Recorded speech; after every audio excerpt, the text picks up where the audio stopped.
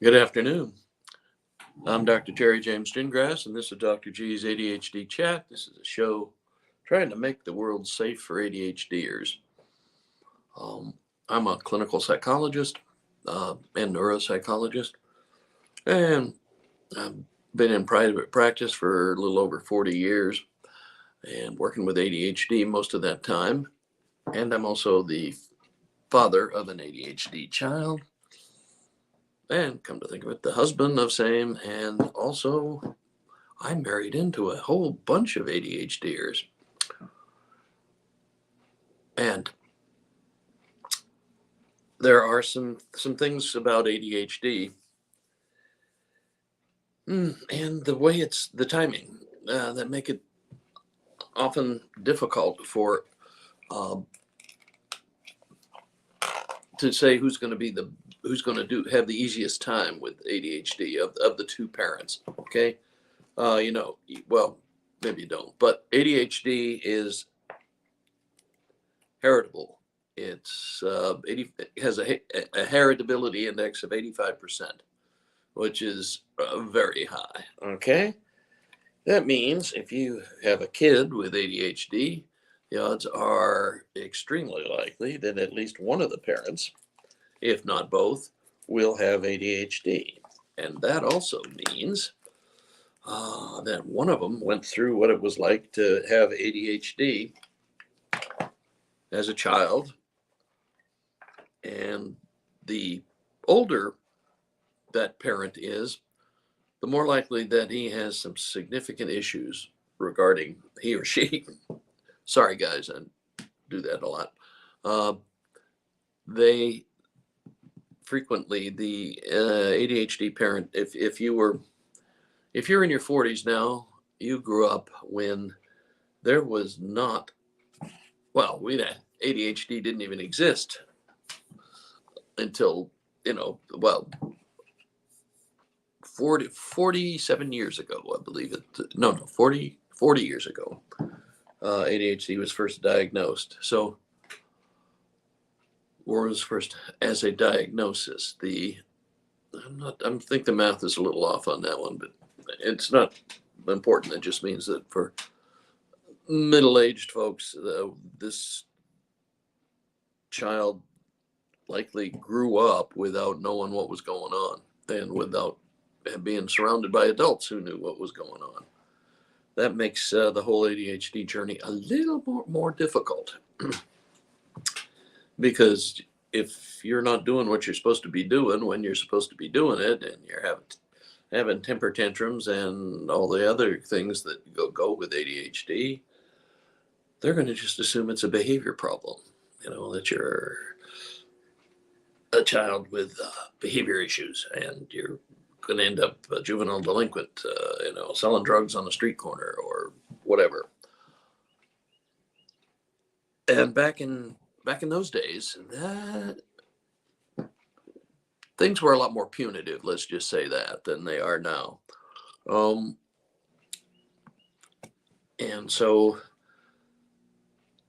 I think I've usually said almost every week I've managed to work it in that ADHDers get about 70 critical comments a day. That's now. 35 years ago, it was way higher.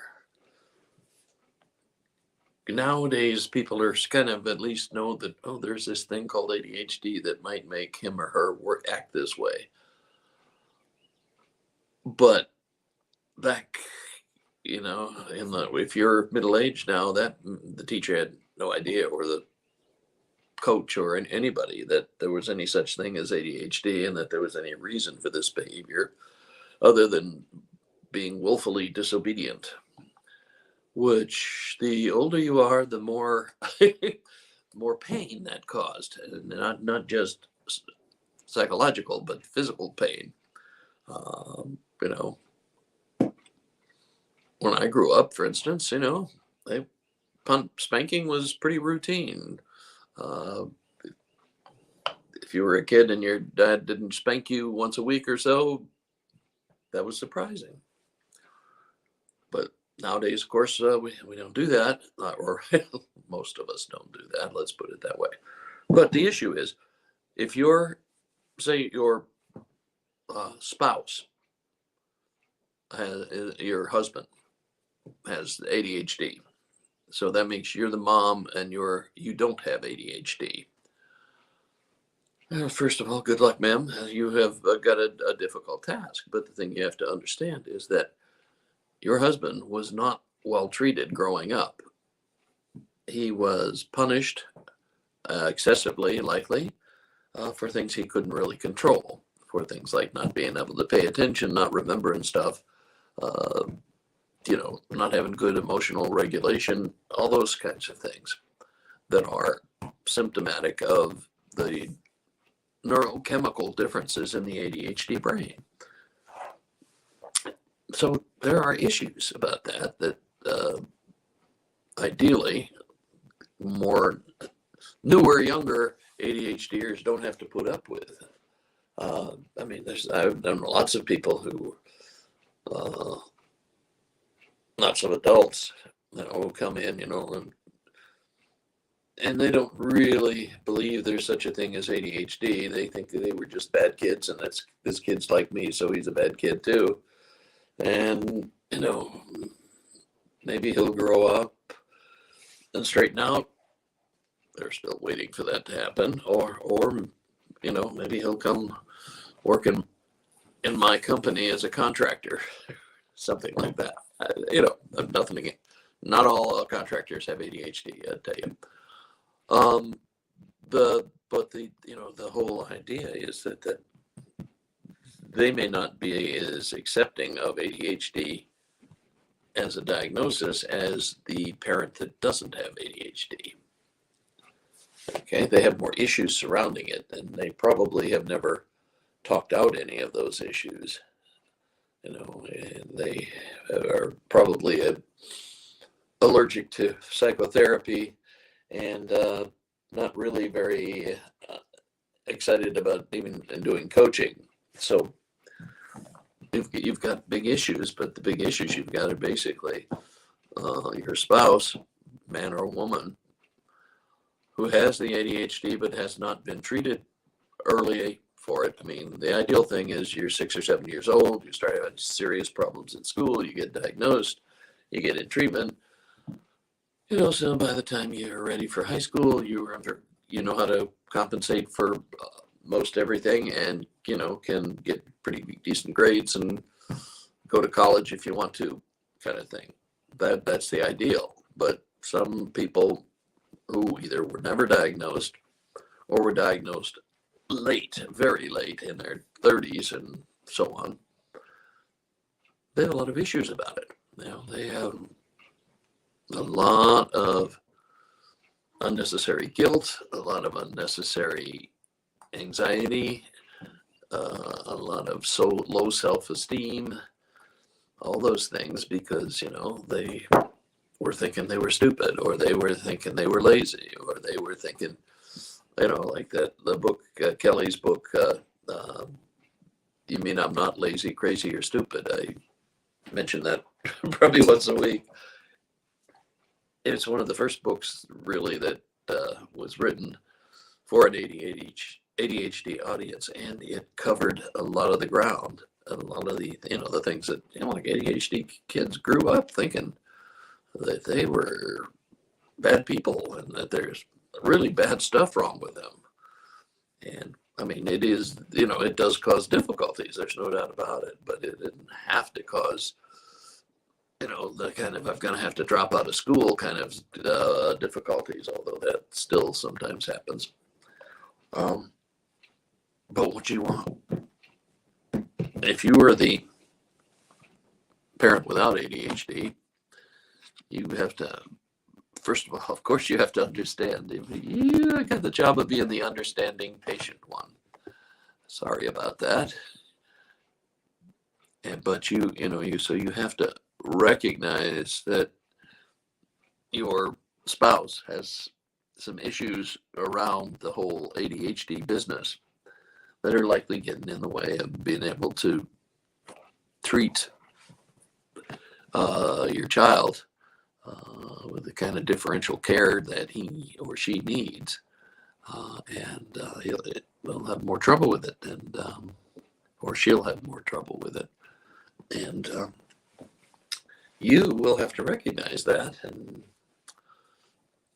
confront it gently in times when everything is calm. You don't want to do it when you're in the middle of an outburst. And it just, that's not good. That's not good timing. You need to be when everything's pretty calm. It says, hey, I need to talk to you about something, and just share your observations and tell him, which is more likely, what you've observed, and of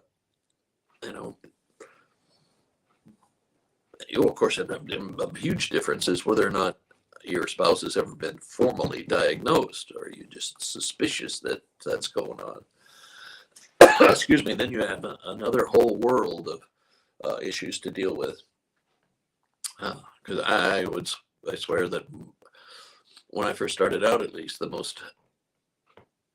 the adults that I diagnosed with ADHD were mostly parents of kids I'd already diagnosed with ADHD. Now I get a lot of folks coming back in who should have been diagnosed 25 or 30 years ago, but and now they're just sick of having to do all the things they have to do because they don't know what's going on. They don't know how to handle it. They don't know how to compensate for it, and the boss is getting a little bit irritated with them, typically. So those are a lot of glowing generalities about what you do about this sort of thing, but you've got to recognize it. You've got to work on it. And ideally, if your ADHD or spouse hasn't been in treatment yet, that's an excellent place to start. And if he doesn't like the whole having to go to a shrink, he can go to a coach.